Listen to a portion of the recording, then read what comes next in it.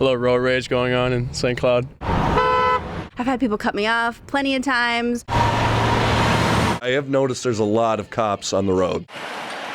Roads are horrible.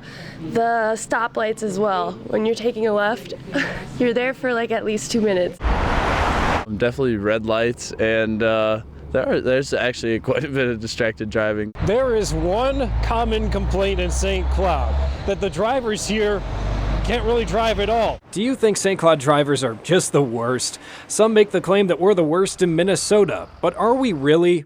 Maybe you've heard that infamous Johnny Carson truck driver story. Some truck driver on Johnny Carson said, was asked if, driving truck all over the place, where's the worst place? And I think according to that, he said St. Cloud. One thing is certain. Everyone has an opinion about the driving habits and roads here. People just aren't very polite on the roads. Some of these drivers just aren't as considerate. How many times have you driven where people are, passing you and then they're honking at you maybe for driving the speed limit? People are very quick to rationalize their own mistakes when it comes to the road, but are very quick to point out the errors of other people. Look, the truth is, St. Cloud is not much different compared to a Rochester or a Mankato for citation and crash numbers.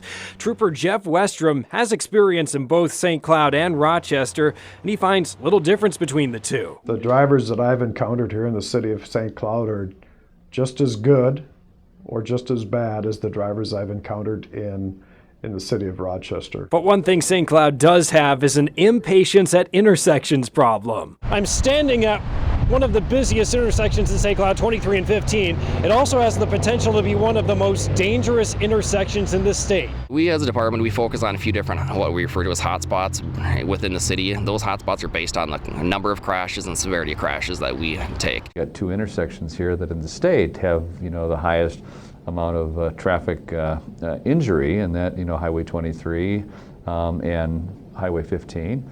2nd and Highway 15. I spent 10 minutes at the intersection with Tom Nixon from Minnesota Towards Zero Deaths. In that short time, we saw dozens of distracted drivers and about 1 red light runner every minute. Apparently St. Cloud, a lot of people barrel through the red lights, especially in these left-hand turns like right here, right now, and we're not going to have any cars. Truck but just went through on a red. That truck just went right through, so not even 15 seconds in.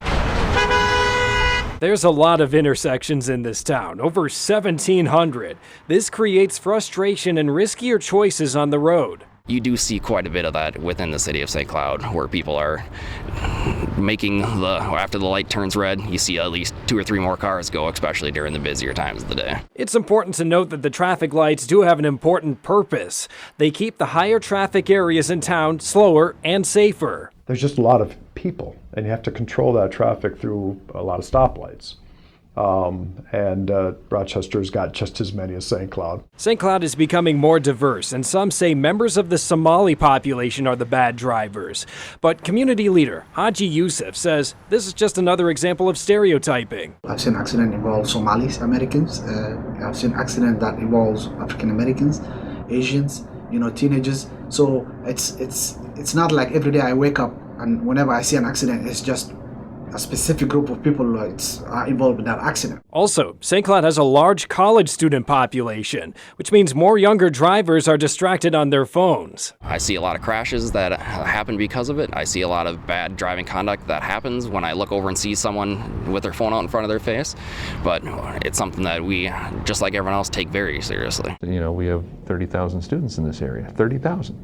So there are a lot of people that are new to those roads and those intersections and all of that. The use of distracted driving when it comes to cell phones is more geared towards the younger population. But that's just because that they've grown up in a world with their phones are a primary source of communication, something that they have with them all the time, they use all the time. Recent state patrol numbers show more distracted driving citations were given out here compared to other parts of the state. As time goes on, that's going to continue on with them throughout their lives. So as future comes on, it's not going to be just more of a younger generation issue. It's going to be an all generations, all age group issue. In the end, despite the Johnny Carson story, St. Cloud drivers are no worse compared to a Duluth or a Rochester.